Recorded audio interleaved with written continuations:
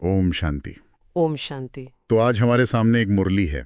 ये है 10 अगस्त 2025 की और रिवाइज हुई थी 31 अक्टूबर 2006 को। जी। और इसका शीर्षक ही देखिए कितना गहरा है। सदा स्नेही के साथ अखंड महादानी बनो तो विघ्नो विनाशक समाधान स्वरूप बन जाएंगे। बिल्कुल, शीर्षक में ही जैसे पूरा सार आ गया है। ये बाप दादा का मधुबन से दिया हुआ प्रवचन है और ये स्नेह से शुरू होकर एक आत्मिक परिवर्तन की पूरी प्रक्रिया बताता है। हाँ, और शुरुआत इस स्नेह से है। मुरली कहती है कि स्नेह ही इस ब्राह्मण जीवन का आधार है। हाँ। और इसी स्नेह ने दुनिया भर से लगभग 90 देशों से, जिन्हें डबल विदेशी भी कहा गया है, आत्माओं को खींचा है। जी। पर यह साफ किया है कि ये कोई ऐसा वैसा स्नेह नहीं, मतलब साधारण लगाव नहीं। ये आत्मिक है, सच्चा, निस्वार्थ स्नेह, परमात्मा का स्नेह। और यही तो इसकी खासियत है। ये वो अलौकिक स्नेह है ना, जो आत्मा को परमात्मा से जोड़ता है। इससे याद भी सहज हो जाती है। अच्छा। लेकिन दिलचस्प बात यह है कि मुरली हमें बस यहीं रुकने को नहीं कहती।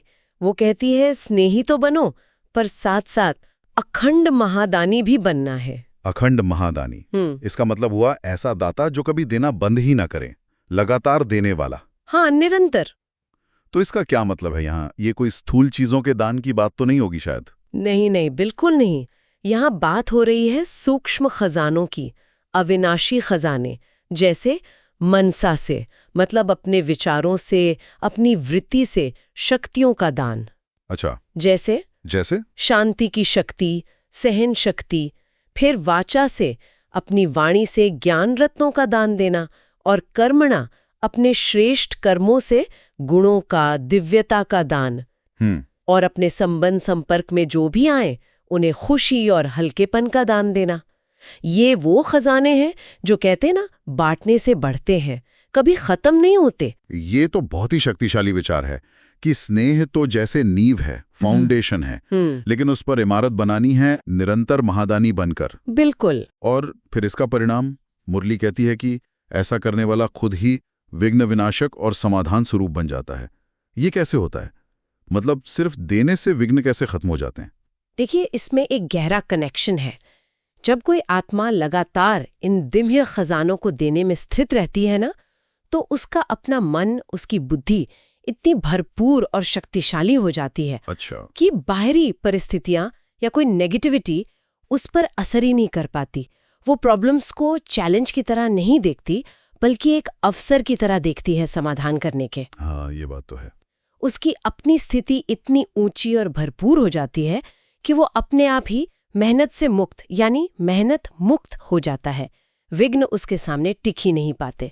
तो मतलब देना सिर्फ दूसरों के लिए नहीं है, ये तो अपने खुद के परिवर्तन और सशक्तिकरण का सबसे बड़ा साधन है। बिल्कुल, स्वयं के लिए है पहले। लेकिन मुरली में एक और बहुत महत्वपूर्ण बात पर जोर है, अनुभवी मूर्त बनने पर। क्या सिर्फ जानना या मानना काफी नहीं है? बिल्कुल नहीं।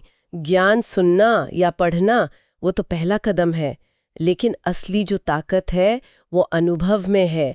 अनुभवी मूर्त मतलब क्या?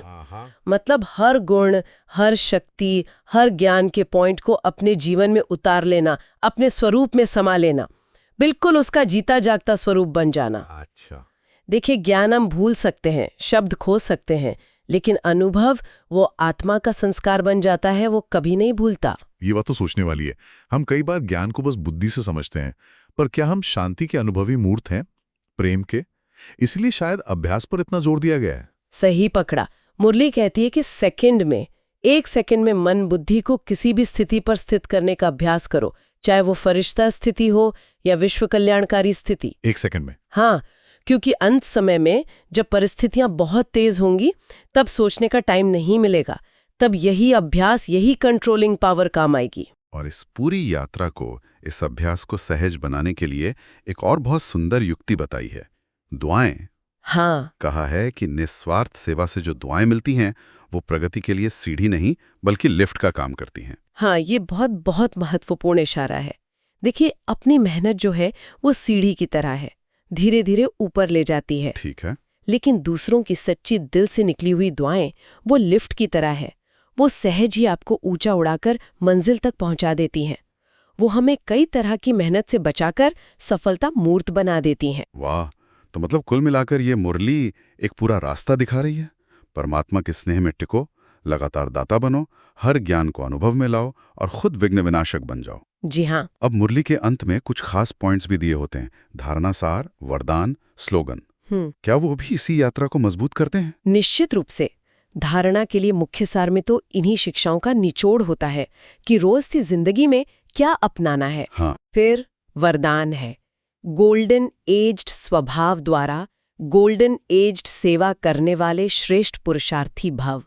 ये सीधा अनुभवी मूर्त बनने से जुड़ गया ना। हाँ बिल्कुल। गोल्डन एज स्वभाव मतलब सतयुग जैसा पावन स्वभाव, ईर्ष्या, जिद, पुराने जो व्यर्थ संस्कार हैं उनसे मुक्त। जब ऐसा स्वभाव होगा तभी तो सेवा भी सच्ची गोल्डन एज्ड होगी। और स्लोगन भी कितना प्रैक्टिकल है, क्यों क्या के प्रश्नों को समाप्त कर सदा प्रसन्न चित्त रहो। हाँ। ये सीधा समाधान स्वरूप बनने से जुड़ गया।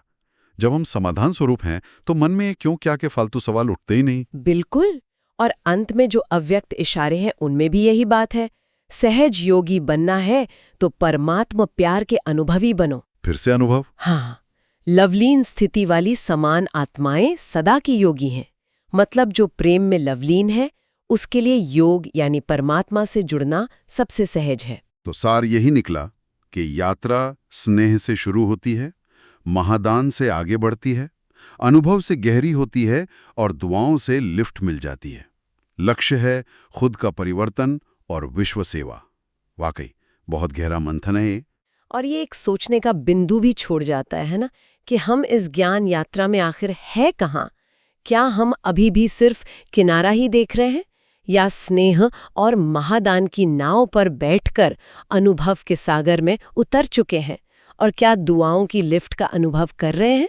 बिल्कुल सोचने वाली बात है। ओम शांति। ओम शांति।